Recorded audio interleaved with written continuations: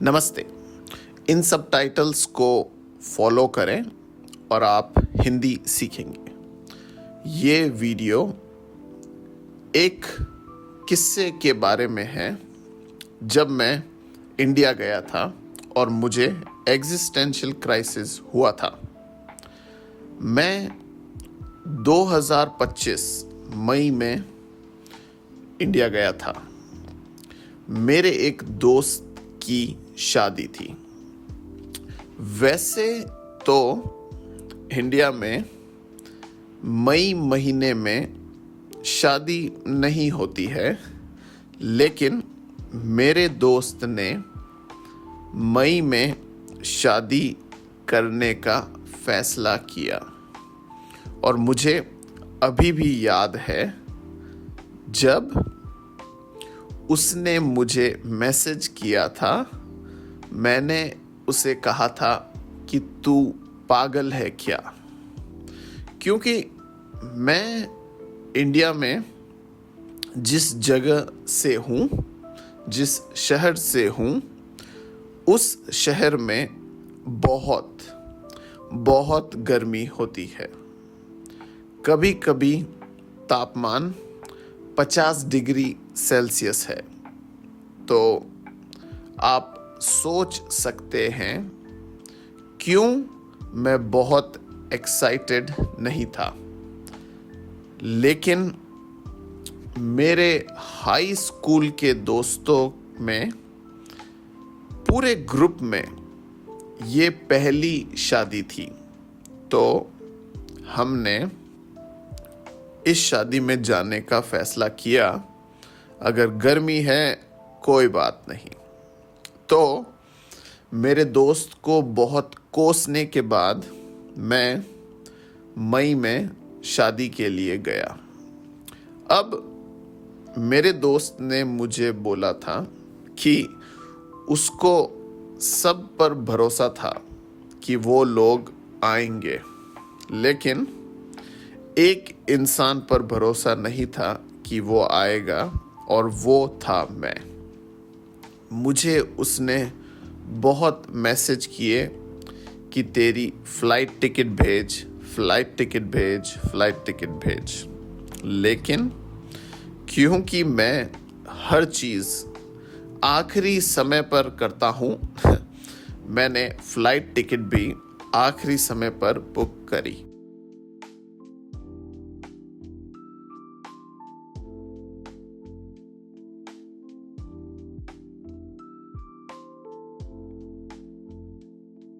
तो फिर मैं अपनी फ्लाइट टिकट लेकर इंडिया चला गया मई में। जैसे ही मैं एयरपोर्ट से निकला, मुझे पता चला कि ये कितनी बड़ी गलती थी, क्योंकि बहुत गर्मी थी। फिर मैंने सोचा कि मैं इतनी शिकायत क्यों कर रहा हूँ। मैं फ्रेंच तो नहीं हूँ और मैंने अपनी पूरी जिंदगी उस मौसम में निकाली है। तो अब शिकायत करने का कोई फायदा नहीं था। और पहले ही मुझे मेरे दोस्त बोलते हैं ड्रामा क्वीन, क्योंकि मैं हर चीज़ पर शिकायत करता हूँ। अब मैं ये कम करने की कोशिश कर रहा हूँ, लेकिन मेरा नाम अभी भी ड्रामा क्वीन है मेरे दोस्तों से। तो जब मैं इंडिया पहुंचा तो मुझे पता चला कि बहुत गर्मी है, लेकिन मैंने ज़्यादा इस बारे में सोचा नहीं, क्योंकि कभी कभी थोड़ी बारिश भी हुई थी। तो मैं खुश था, क्योंकि फिर मौसम थोड़ा ठंडा था। फिर मेरे दोस्त की शादी शुरू हुई। सबसे पहली जो दिक्कत थी वो ये थी कि मेरे पास शादी के कपड़े नहीं थे, क्योंकि मैं बाली में रहता हूँ और इस शादी से पहले शायद मैं एक शादी में गया था 10 साल 12 साल पहले। तो जो वहाँ शादी के कपड़े हैं वो मेरे काम के नहीं जहाँ मैं अभी रहता हूँ, और बाली में इतनी शादी नहीं होती है।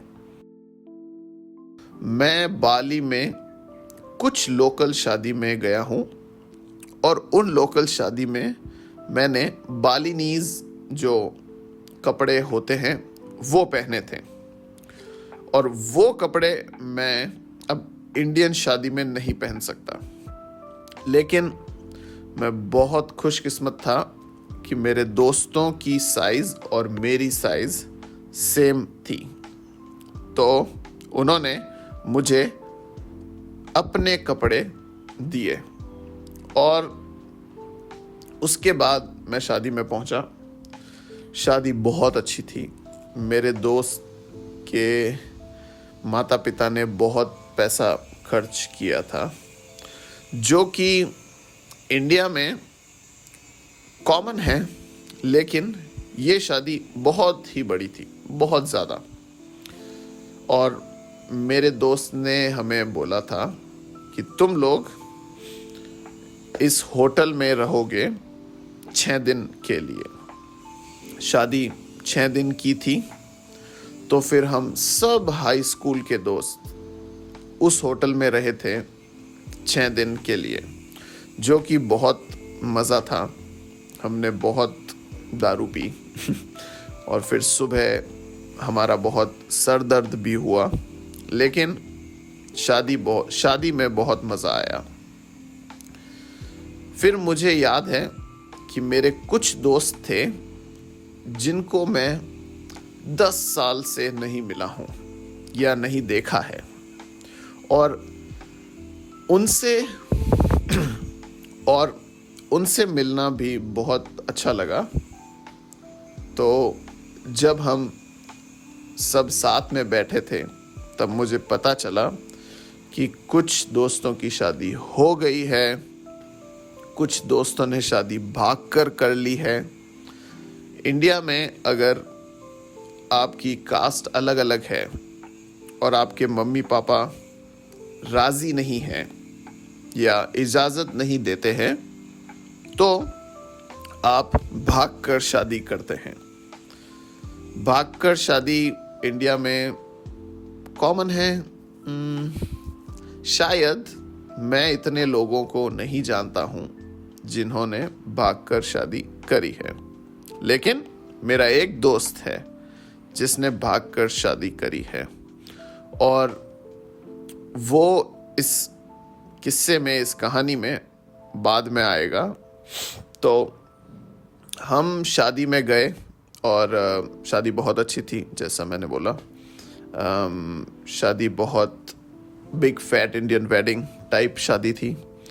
तो लेकिन शादी वेजिटेरियन थी, और जो दारू हम पी रहे थे वो हम छुप कर पी रहे थे, क्योंकि मेरा दोस्त उस कास्ट से आता है जिसमें शादी में आप दारू और नॉन वेजिटेरियन खाना अलाउड नहीं है। तो हम छुपकर सब लोग दारू पी रहे थे, और शायद मेरे दोस्त के पापा को पता था कि हम दारू पी रहे हैं। शायद नहीं, उनको बिल्कुल पता था कि हम दारू पी रहे हैं, लेकिन उनको कोई दिक्कत नहीं थी जहाँ तक मैं जानता हूँ। तो जब हम पहली रात बैठे तो मुझे याद है कि सारे दोस्त या तो बात कर रहे थे कि उनकी शादी हो चुकी है या शादी होने वाली है, या वो कोई लड़की ढूंढ रहे हैं, या उनके मम्मी पापा कोई लड़की ढूंढ रहे हैं उनके लिए। अब मैं अकेला था जिसकी शादी नहीं हुई है, जो शादी नहीं करने वाला है जल्द ही, या जिसके मम्मी पापा कोई लड़की नहीं ढूंढ रहे हैं, लेकिन उनको पता है कि मैं नहीं करूँगा, तो उनका ढूंढना असफल है, ठीक है, तो फालतू है, अननेसेसरी, यूजलेस। तो लेकिन मुझे एक चीज़ पता चली कि जब आप 6 दिन के लिए हर दिन यही बात सुनते हो बार बार बार बार बार बार, तो आपको लगता है कि मैं क्या कुछ गलत कर रहा हूं, क्योंकि ये सब लोग शादी कर रहे हैं और हम लोग सेम जगह से आए हैं, लगभग हमारी सेम पैदाइश है। तो मुझे इस बात ने बहुत मेरे दिमाग के साथ बहुत खेला और फिर मेरा एग्जिस्टेंशियल क्राइसिस शुरू हुआ।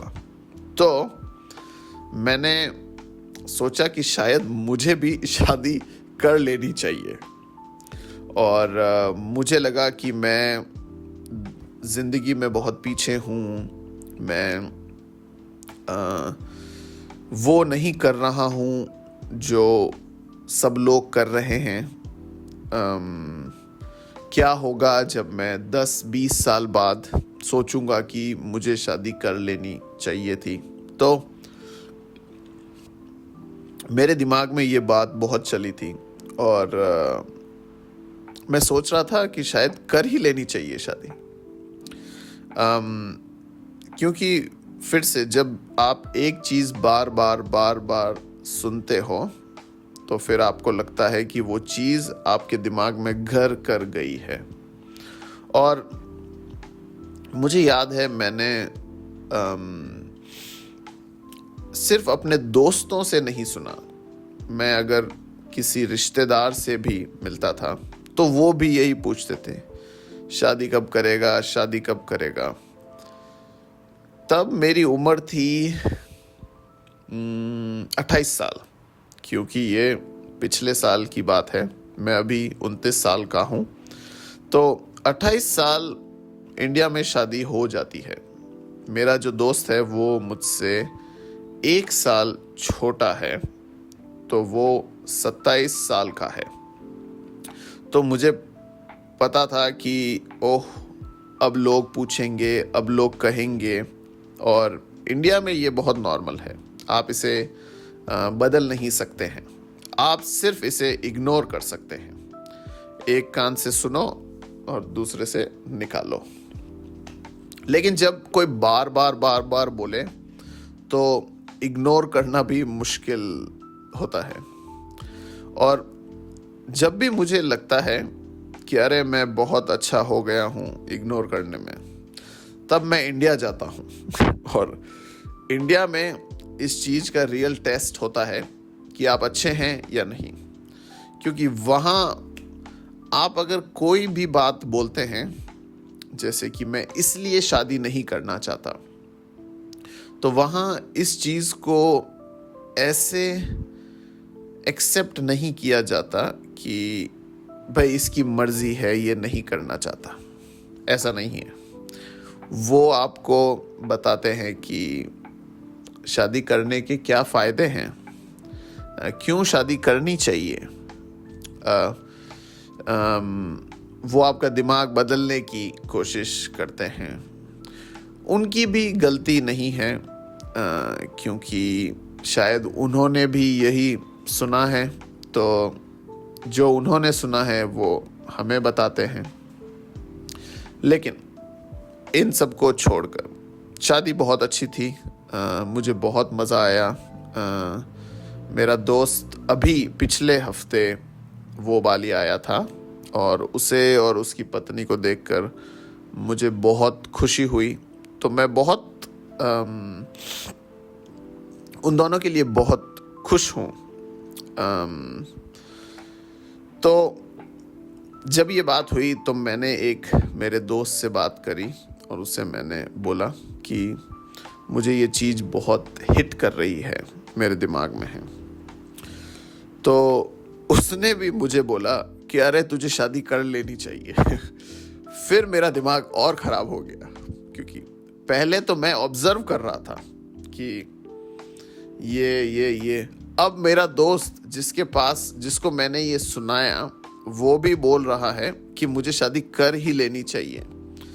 तब फिर मेरा दिमाग खुल गया। तो लेकिन मुझे पता था कि ये चीज़, क्योंकि अभी मेरा आसपास मेरा एनवायरनमेंट ऐसा है, इसीलिए मेरे दिमाग में ये चीज़ ज़्यादा चल रही है। लेकिन खैर शादी पूरी हो गई, फिर मैं घर पर आया और जब शादी ख़त्म हो गई तब मुझे पता चला कि इंडिया और पाकिस्तान का वॉर शुरू हो गया है। इंडिया पाकिस्तान का जब वॉर शुरू हुआ तो आप सोचो कि मैं जयपुर में मेरे माता पिता जयपुर में रहते हैं और जयपुर जिस स्टेट में है वो स्टेट और पाकिस्तान दोनों बॉर्डर है। तो वहाँ से भी कुछ मिसाइल आ रही थी, इधर से भी कुछ मिसाइल आ रही थी, लेकिन जयपुर फिर भी थोड़ा दूर है तो हम लोग सेफ थे। लेकिन क्योंकि सारी फ्लाइट्स कैंसिल हो गई थी, अब मुझे डर लगने लगा कि ये कब तक ऐसा होगा, ये फ्लाइट्स कब तक कैंसिल रहेगी। तो मुझे जल्द ही कुछ सोचना पड़ेगा। तो ज़्यादातर मैं जयपुर से मलेशिया, मलेशिया से बाली, ये फ़्लाइट का रूट होता है ज़्यादातर। अब मैंने कुछ फ़्लाइट्स देखी तो वो फ़्लाइट थी कि पहले आपको साउथ इंडिया जाना पड़ेगा और फिर साउथ इंडिया से आपको बाली जाना पड़ेगा। तो मैंने जल्दी में एक फ़्लाइट बुक करी जयपुर से हैदराबाद साउथ में है इंडिया में। तो जयपुर से हैदराबाद मैंने जल्दी एक फ़्लाइट बुक करी और फिर हैदराबाद से सिंगापुर और सिंगापुर से बाली। तो मैंने कहा ठीक है। तो फिर मैं फ़्लाइट में बैठा, मैं हैदराबाद पहुंचा। अब मैं मेरी सिंगापुर की फ़्लाइट बोर्ड करने वाला हूं, ठीक है। और मुझे उन्होंने रोका और बोला कि क्या आपके पास सिंगापुर वीज़ा है? मैंने कहा सिंगापुर वीज़ा? हाँ? क्योंकि मैं पहले सिंगापुर से गया हूँ, लेकिन क्योंकि ये एक इंडियन एयरलाइन थी, इस वजह से उनको सिंगापुर का वीज़ा चाहिए था, क्योंकि उनके पास सिंगापुर ले ओवर की परमिशन नहीं थी बिना वीज़ा के। और मैंने कहा, तो मेरी फ़्लाइट के पैसे भी गए, फ़्लाइट भी छूट गई। अब मैं हैदराबाद में क्या करता? तो फिर मैंने उनको बहुत बोला कि अरे मैं बाली जा रहा हूँ, लेकिन मुझे पता था कि इससे कुछ फ़र्क नहीं पड़ेगा, क्योंकि लाइक रूल्स तो रूल्स हैं। तो फिर उन्होंने मुझे इमिग्रेशन से निकाला, मतलब बाहर लाए, स्टैंप लगाया, कैंसिल किया, लाइक इंडिया से बाहर जाने का जो स्टैंप लगता है उस समय के लिए वो कैंसिल किया। और मुझे फिर मुझे बोला कि आप यहाँ इंतज़ार करिए, हम आपका पासपोर्ट ला रहे हैं। मैं 2 घंटे तक इंतज़ार कर रहा हूँ, पासपोर्ट नहीं है। उसके बाद फिर तब तक मैंने एक फ़्लाइट बुक करी अगले दिन की, अगले दिन नहीं, लाइक रात में थी, तो वो फ़्लाइट बुक करी। अब उस फ़्लाइट के लिए मुझे इंतज़ार करना था, तो मैं एक होटल गया, वहाँ पर मैंने इंतज़ार किया उस फ़्लाइट के लिए। तो मैं सोया, थोड़ी बात करी। हैदराबाद की बिरयानी बहुत फेमस है, तो मैंने हैदराबादी बिरयानी खाई और बिरयानी बहुत अच्छी थी। बहुत अच्छी थी।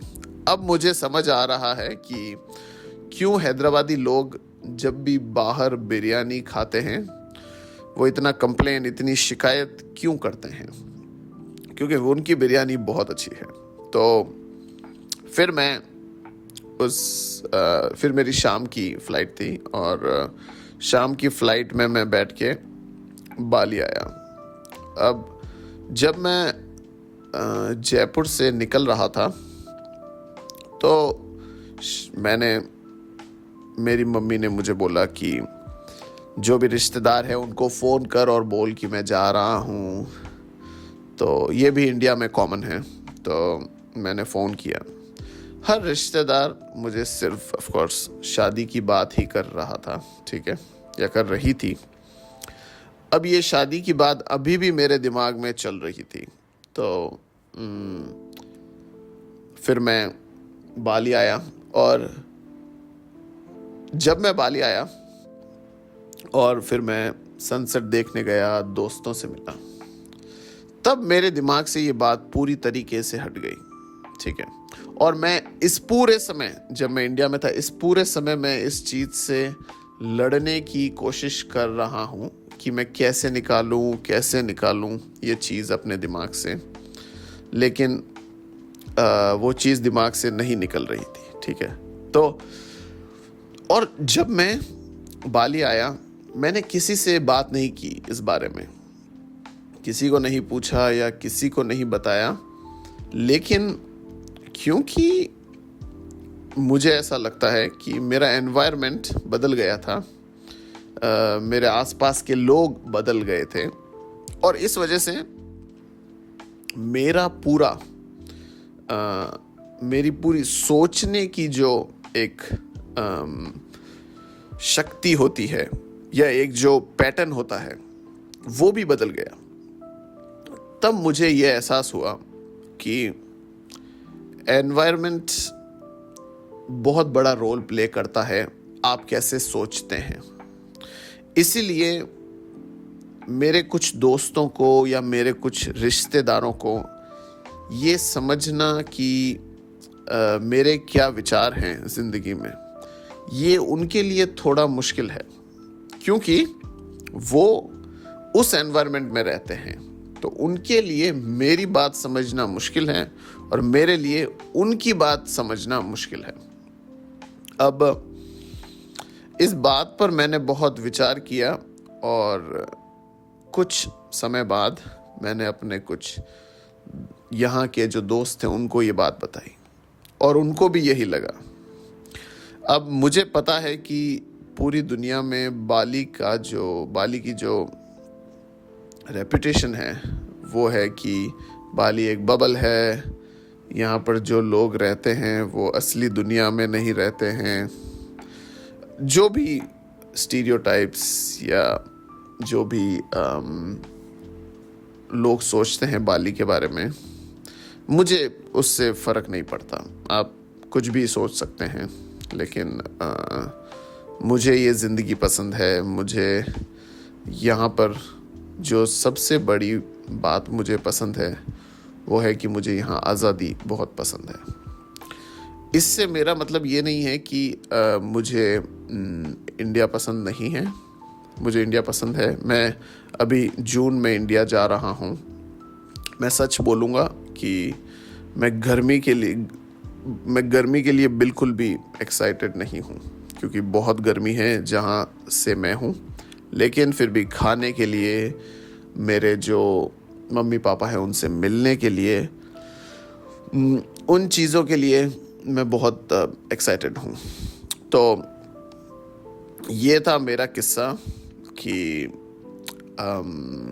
जब मैं इंडिया गया था तो कैसे मुझे ये एग्जिस्टेंशियल क्राइसिस हुआ, और मैं अपने आप को उनसे कंपेयर करने लगा कि अरे ये कर रहे हैं, मैं क्या कर रहा हूँ, और वगैरह वगैरह। अगर आपको याद है तो मैंने आपको बोला था कि मेरा एक दोस्त है जिसने भाग कर शादी करी है, और वो इस स्टोरी में आएगा। तो उसकी स्टोरी ये थी कि जब वो शादी में था मेरे साथ, जब हम लोग सब उस शादी में थे, तो हमने देखा कि मेरे दोस्त के मम्मी पापा ने बहुत पैसा खर्च किया है, और शादी बहुत बड़ी थी। तो उसने मुझे बोला कि क्योंकि उसने भाग कर शादी करी थी, तो जब आप भाग कर शादी करते हो आपको इतनी बड़ी शादी करने की ज़रूरत नहीं है।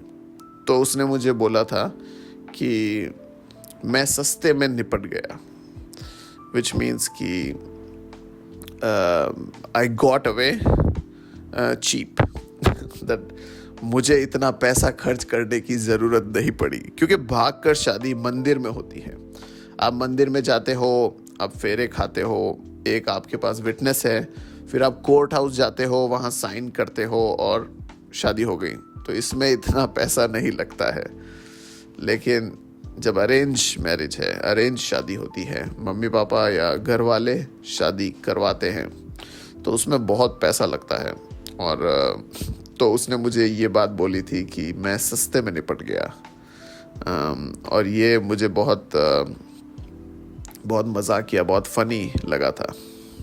तो ये थी मेरी स्टोरी, तो ये थी मेरी बात कि कैसे मुझे एग्जिस्टेंशियल क्राइसिस हुआ था जब मैं इंडिया में था।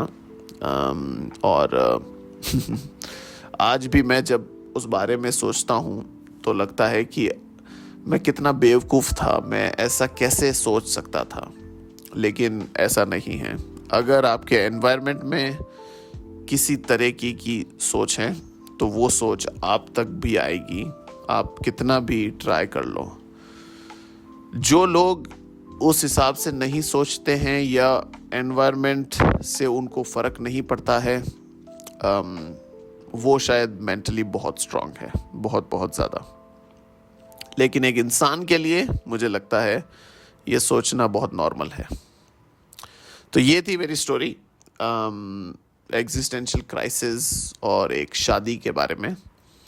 अगर आप इस स्टोरी को फॉलो कर रहे थे तो आपने इंग्लिश के सबटाइटल्स और फिर इंग्लिश ट्रांसलेशन देखा होगा। तो बस आप उनको पढ़ते रहिए, और कोई नई वोकेबलरी है तो उसे लिखिए, उसे याद करिए।